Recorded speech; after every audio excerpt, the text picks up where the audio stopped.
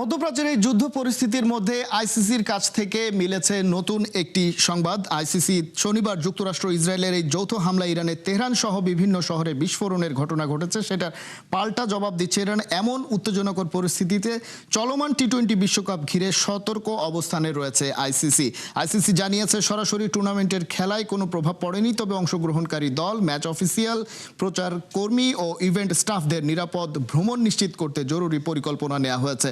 বিশেষ করে দুবাই আন্তর্জাতিক বিমানবন্দর সহ গালফ অঞ্চলের হাবগুলো ব্যবহারকারীদের জন্য বিকল্প রুট প্রস্তুত রাখা হয়েছে।